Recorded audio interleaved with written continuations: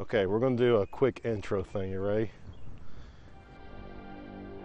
What's that over there?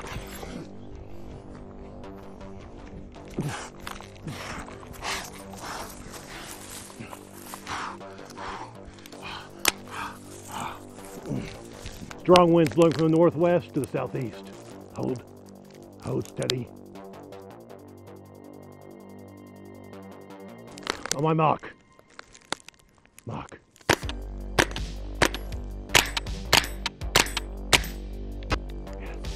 One more. Missing a drop. All targets assassinated. Threats have been neutralized.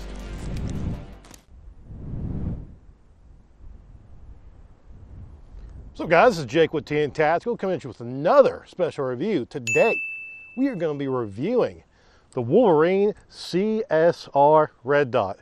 Turns out, it's got some pretty crazy features that I really didn't know about. So this red dot was originally purchased as just sort of like a cheapo red dot that I got off eBay. Say cheap, but it was like $120. Sightmark is known to be sort of a budget quality. But I put this on a 22 AR pistol, and honestly, it's really just impressed me so much that we felt like we really need to just go ahead and do a review for it. We have this red dot mounted up on the Tippmann Arms 22 micro pistol. We've shot with this red dot a significant amount, both for videos and just for fun, because honestly, this whole setup is a hell of a lot of fun. Now, I'm not gonna do anything too crazy because I paid real money with this, not that YouTube money. We only have 600 subscribers right now, if you're watching this. 658. But we are gonna like smack it a bit, beat it up just a little bit, you know, and we're just gonna test it and see if it manages to hold zero. Trying to loosen it up. The red dot is kind of bulky. That's mainly because it uses a single AA battery in this chamber right here. This is a 4 MOA red dot. It does have 6 different brightness settings. And on the highest brightness setting, it can get 50,000 hours of battery life on just a single AA. Now you might be thinking, well, that's not really that impressive because a AA's got kind of a lot of juice to it. On the lowest brightness setting, it gets 1 million hours of runtime. Now we did some math on this, and after crunching the numbers, it comes out to roughly about 114 years of battery life. We are currently in the middle of testing that. We plan to keep this running for as long as possible. We will hand it down to our children, and we will let our grandchildren re-review this. Roughly about 100 so on years or so. Let's see how she does. We're not wearing ear pro because we got the suppressor on and it's actually really quiet. Let's see how it does. A little windy today in East Tennessee. I hear there's a storm coming. And with a storm, there's usually looting and rioting. But not on my watch. So again, I got this as sort of just like, it's a Sightmark, whatever. But it is waterproof, it is shockproof, and it's gonna be able to take quite a beating because it's got so much ruggedness to it. We bumped it around, smacked the crap out of it, and it's managed to really maintain zero all this time. We should make that a t-shirt. It's got ruggedness to it. It's got ruggedness to it. It does, though. It really does. No, it does. It's great. Seems to be decently zeroed.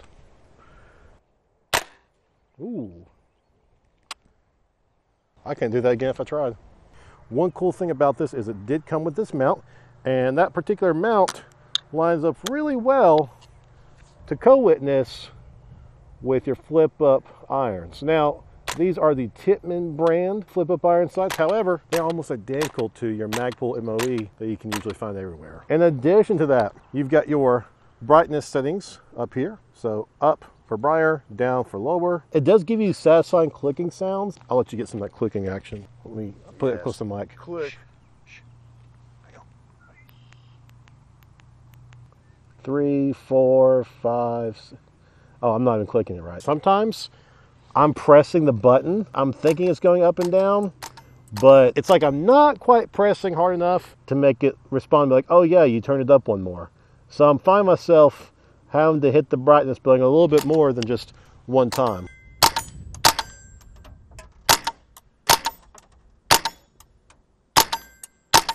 Still holding zero just fine. This is of course where you put your AA battery. To make adjustments to your elevation windage, you've got them under these convenient caps. Each adjustment, or one MOE, again, completely waterproof, shockproof. I do have some cons about it though. There are some things I don't really like about it. Man, that's pretty impressive. Number one, it is a little bit bulkier. So when you're actually looking down sights, it does take up a little bit more of what you actually see because you've got all this from the AA battery, and these turrets up top and on the right take up a little bit more space than what you see on other comparable red dots. In addition, you'll see on this video here, seems like the emitter is at a different frequency than any other red dot I've ever seen. You'll see that when we film, it does flicker, sort of, and it's not really noticeable until you start moving very quickly to the left or right or up and down. So for the price of it though, you don't get a lot of other features that you might get. For example, you don't have like a solar panel on here like Holosuns usually do. You don't have any kind of like fiber optic thing to go in to power it with the sun like Trigicons have, like an ACOG or something like that. And it doesn't even have like an auto on off that detects motion to come on. You could spend a little bit more money and get those features on a different red dot. But if this is your first time buying a red dot, I think this is a pretty good purchase. We smacked the crap out of it. It still managed to hold zero pretty well. And I'm not going to run over it with a car or anything like that. But I mean, for me and my purposes, and probably your purposes as well, this red dot should be just fine. Let's see if I can see that. There it is. If you enjoy this kind of content, make sure to like, subscribe, comment down below. Have you got one of these Sightmark red dots? I'd love to hear from you. See you next time.